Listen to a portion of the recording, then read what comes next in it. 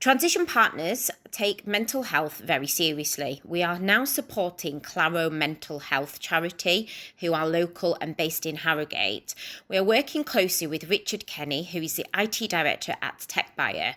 Claro operates as a commercial workshop making goods for businesses which enable those with long-term mental health conditions to function in a voluntary real work environment. We would love it if you can join us in supporting this amazing cause and charity and donate what you can. Any amount would be greatly appreciated. Thank you very much, and thanks to all our listeners.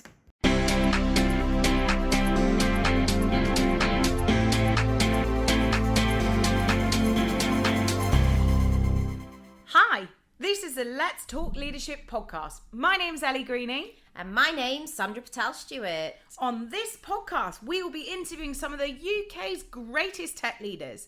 We'll be discussing war stories, battle scars, and their learnings from their journeys. Hopefully, you will pick up some great tips, learn from others' experiences, and have a good laugh along the way.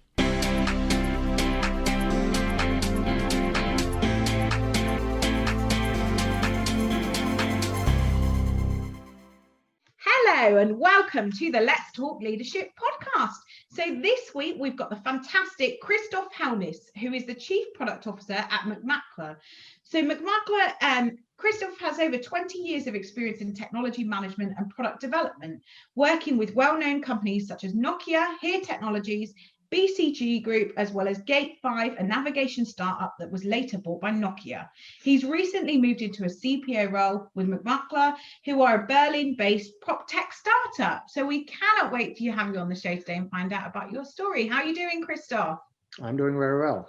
Yeah. Good. And I'm Sandra. Nice to meet you. Nice to meet you too. I'm really looking forward to finding out more about you and sharing all your years of wisdom and experience with our listeners and viewers today. Fantastic. So I usually open the show with a nice open question to find out a bit more about you, your background, how it all started in your own words, from a young age, how you got to where you are today. If you just give us a quick little kind of tour of your journey, that would be fantastic. Okay, good. Yeah, so let me try to explain my story so far. Always been highly interested in tech and science. When I grew up, computers started to become available, so I worked on a Texas Instruments 59 with magnetic card reader to program my first little programs when I was 14. Then the famous Commodore C64 basic Pascal assembler, did all of that when I was a teen. And then I started engineering education, went to university for electrical engineering, but quickly discovered it's not pure engineering that I'm after. I always wanted to understand how things really happen. I was interested in business and outcomes and how to move things forward, not purely in the technical aspects.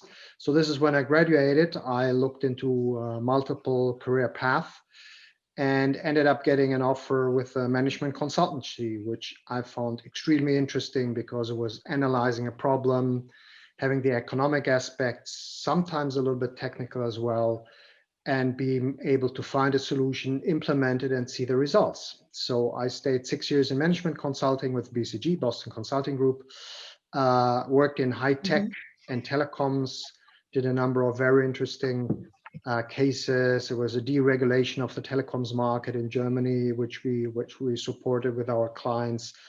Mergers and acquisition, strategy for a software operating system provider, etc. But after 6 years, I'm in consulting. I felt like this is enough. After 6 years, I left consultancy, done enough of this, founded a small boutique consultancy with a few colleagues and friends. Yeah. But we're not only consulting, we were investing. We were managing investments from wealthy private individuals. So it was a little bit of incubation VC type of role. Yeah. We did around when, the new market and the internet bubble was in full force. Then the bubble bursts, the market crashed. Our business was still okay, but we were back to consulting. No longer investment, nobody had money, everybody was licking their wounds. And so I decided, then I got really excited about software technology and startup, and I joined a startup. So I left a little bit our own business, we scaled it down, and I moved on and joined a startup in Berlin. Crazy. The founders were from the hacker community, Chaos Computer Club. It's very famous in German. They're doing a lot of good stuff, very prominent, and these guys were very active, very tech driven, no business sense. So I joined the leadership team of this company. And for 6 years, we built this into a software business. We were nearly bankrupt 3 times. I mean, it was ups and downs, the full startup life. Very stressful. Very stressful, learned awful lot. We finally turned into a profitable software business for mapping, navigation, location-based services on smartphones. We worked with Nokia, won a pitch. We're working on their global mapping solution. And then they decided to buy us because they said, we can't rely on a small startup. We need this competence in-house. So Nokia bought us in 2006, 65 people startup here in Berlin. We were very happy, but suddenly from 65 people to probably 30,000 or something, global company, lots of processes, very big. But we managed to fight our way in, so to speak. Finally, our technology and solution was rolled out on every Nokia smartphone. It was called Nokia Maps, then later Ovi Maps. So made the whole ups and downs of Nokia, the rise and the fall, lived through that. Then Nokia had to sell its whole phone business to Microsoft. We were experiencing that, and suddenly we were a small company, part of Nokia, but not really fitting very well. So 2014, when Nokia needed money to buy Alcatel-Lucent, we were put for sale. And then 3 German car companies, Audi, BMW, and Mercedes, bought what was then called Here Technologies, because they needed the mapping and the location-based services for the vehicles. So this was quite interesting, being a private company suddenly again, selling technology and services. And this continues until, I was so long in the business, from a startup to Nokia to the private company.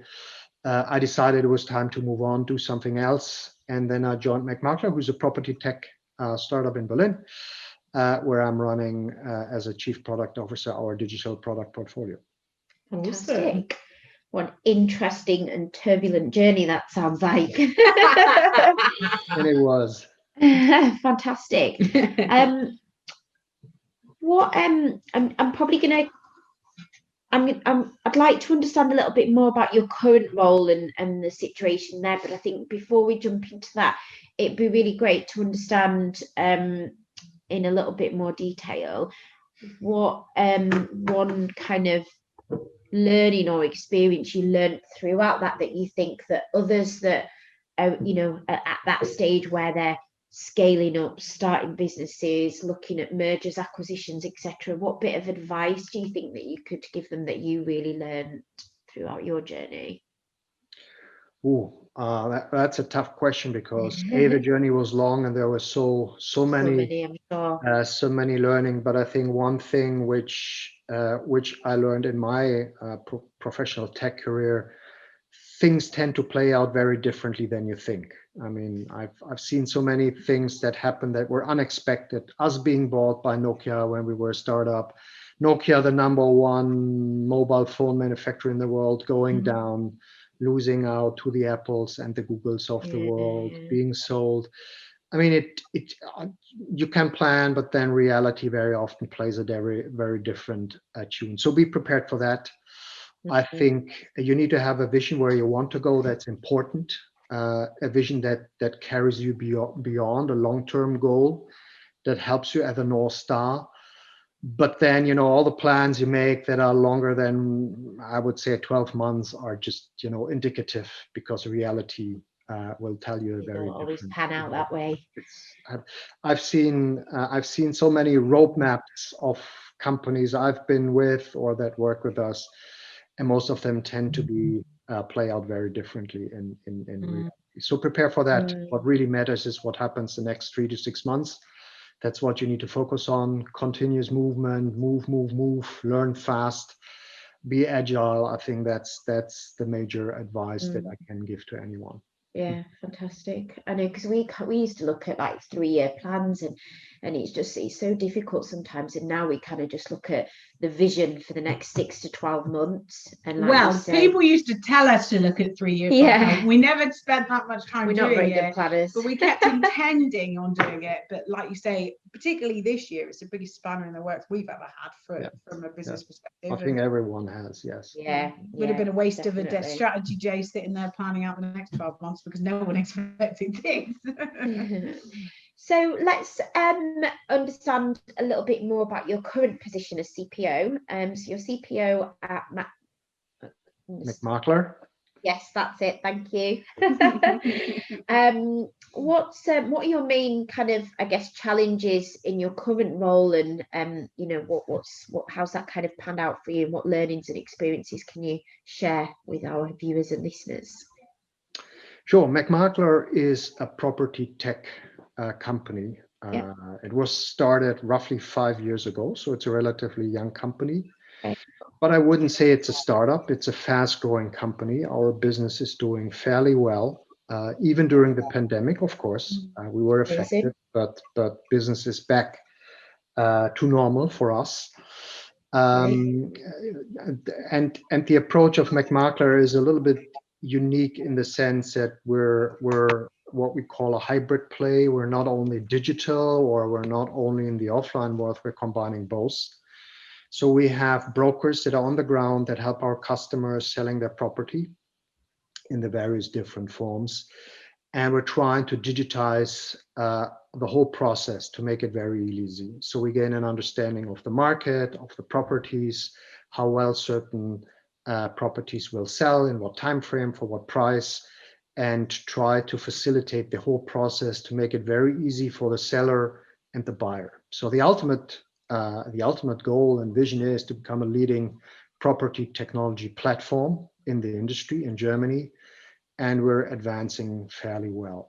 And my role in that company, and this is why I joined, is to drive our roadmap for the digital products that we're building.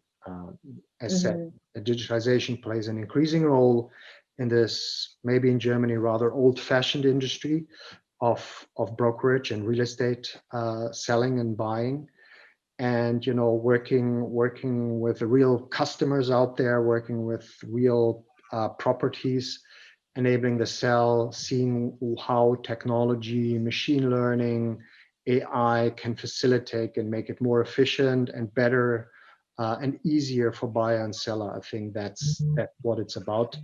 And owning the digital roadmap, that's what I do for McMakler. Fantastic. So how many a CPO, how many people are you responsible for at the moment? Actually, my team is rather small at the moment, so it's roughly 10 people. 10 people. Okay. And I'm very happy. In my career, there was a point where I had 1,000 people reporting into me. I was going to ask you that. How many people? Teams have got to 1,000 then.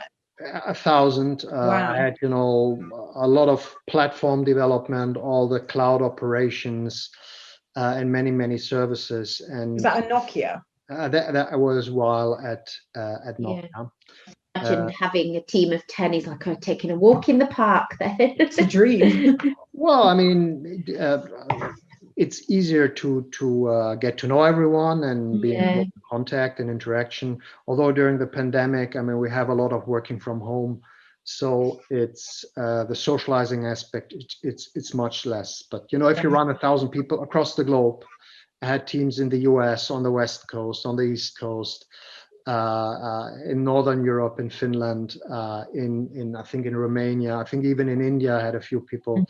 I mean, it's impossible to get to know them all, and you need to have a great team that manages that. Definitely.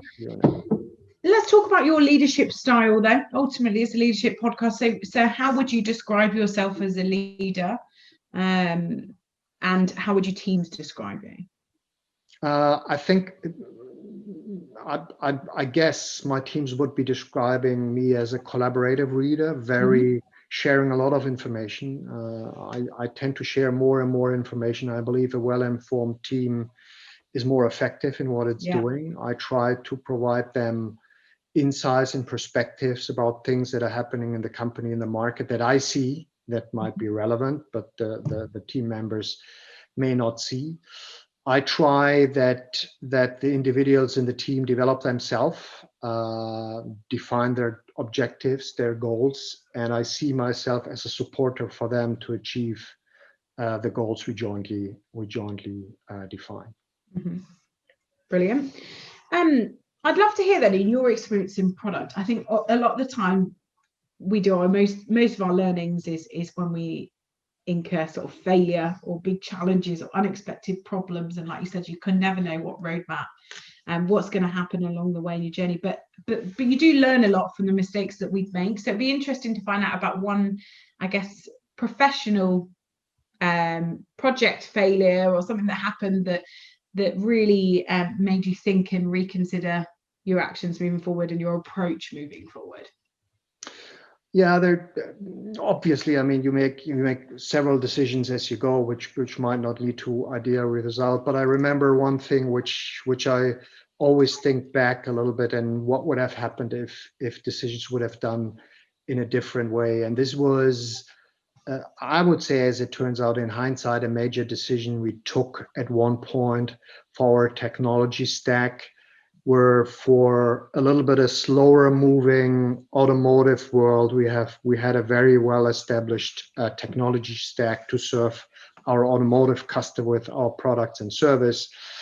And then we were debating whether we build a faster moving, faster cycling technology stack with a lot of services and products on top for the non-automotive, particularly for consumer, for mobile, for internet. And it was a very executive decision in our leadership team, very hotly debated. And we made the decision not to build a separate stack for the at that time the faster moving internet and consumer business. And I think in hindsight, this was I think a wrong decision, because strategically it put the company in a weaker spot than if it would have decided otherwise. Of course, I can't prove that, but I'm pretty convinced that all the delays that we faced, because we tried to harmonize everything into one instead of moving fast forward with something newer, I think this cost us a lot of time and also in the end a lot of money. And in hindsight, yeah, I think it was an executive decision.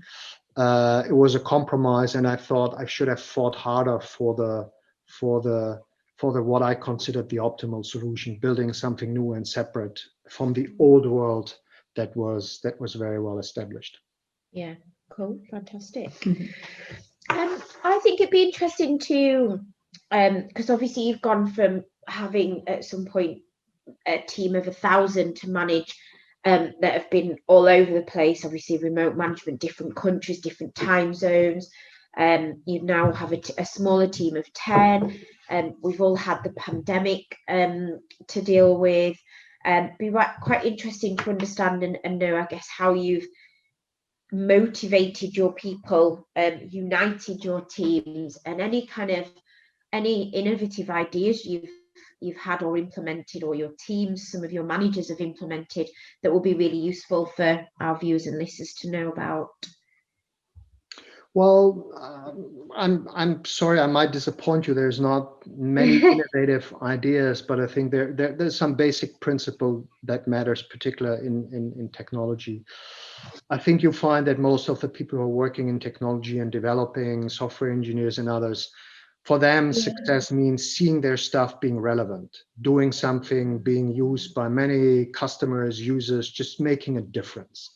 That's the best incentive to keep people motivated. People like to have challenging goals and objectives to achieve, try things out, learn new things. And the best thing is if people can see their stuff, what they worked on, what they developed, what they created, being used, making an impact, making life for customers, users better, easier, more convenient. So that's I think the essence.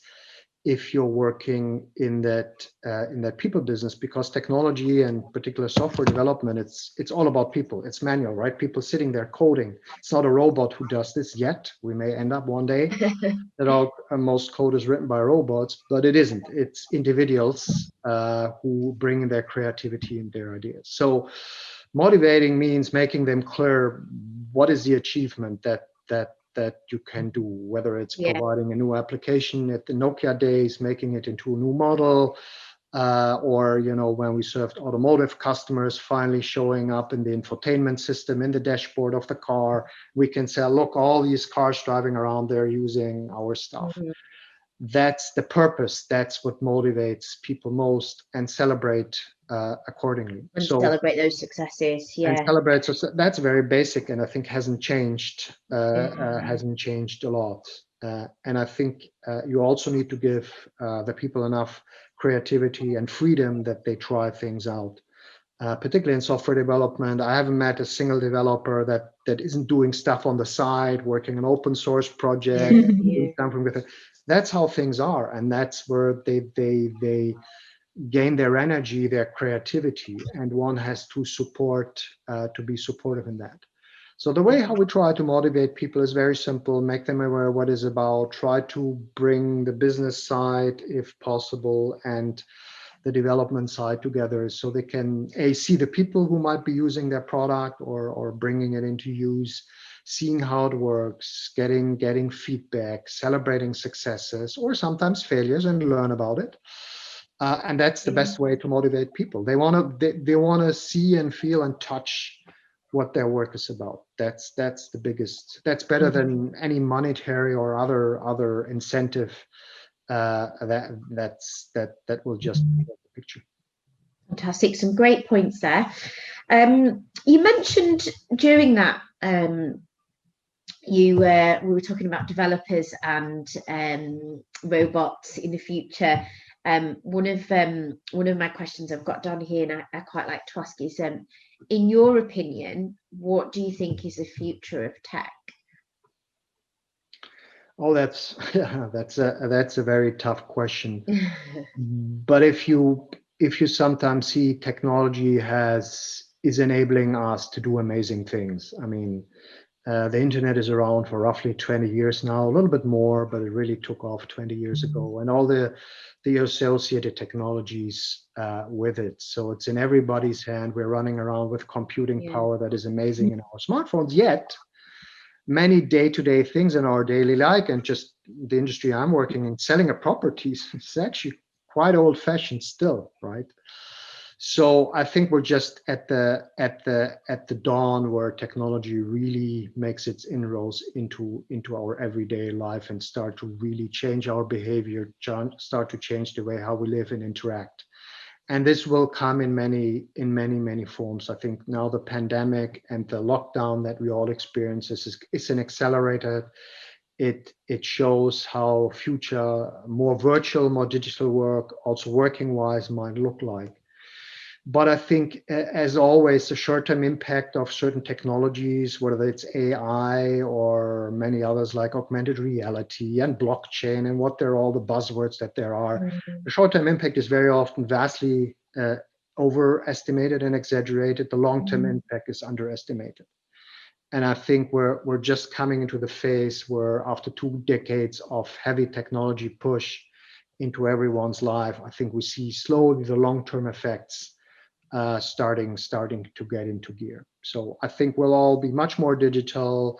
Our work-life balance will change a lot, the way how we interact. I think aspects of sustainability and communication, they will change over time. They are changing. So these are the areas where I think technology will enable us to do much greater things in the future. Fantastic, I agree.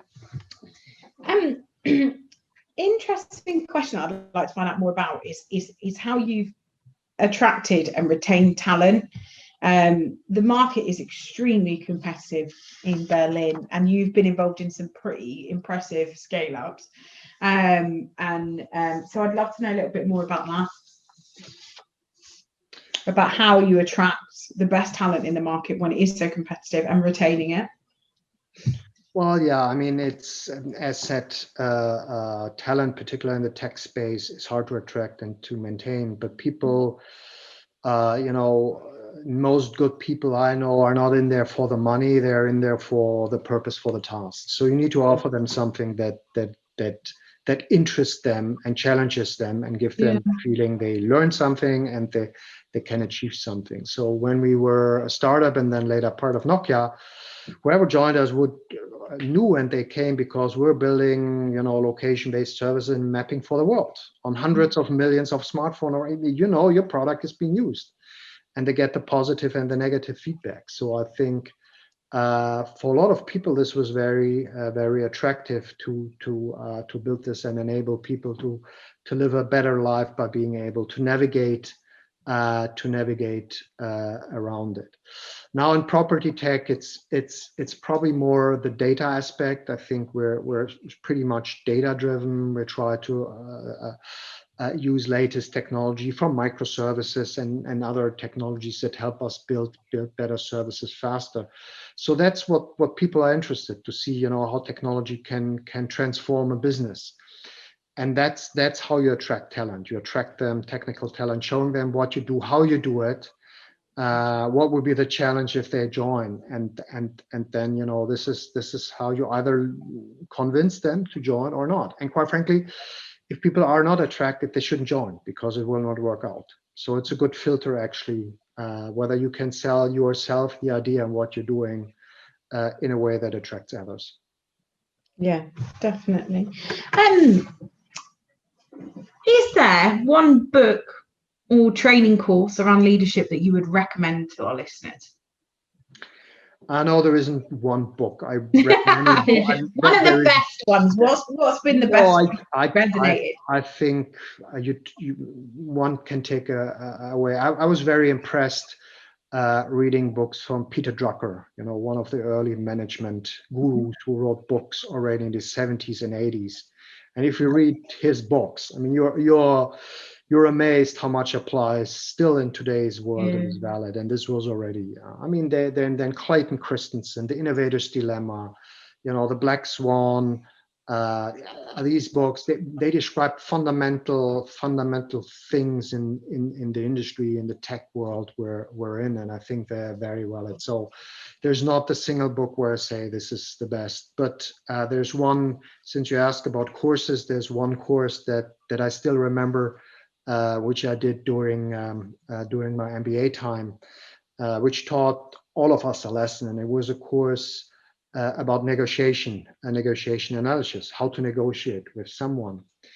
And the course was very interactive. A great professor at INSEAD in Fontainebleau in France. This is the MBA school, very international.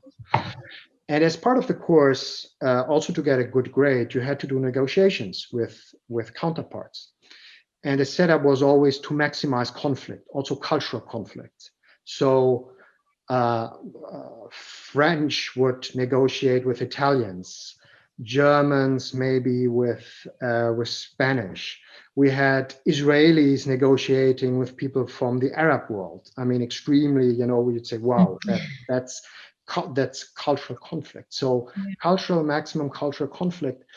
And the amazing thing was that, you would given the task, one-way negotiate, one-on-one or three-way negotiations, and you would need to come to a result, and you need to hand it in, whatever, Monday morning until 7 a.m., put it in an envelope in the mailbox.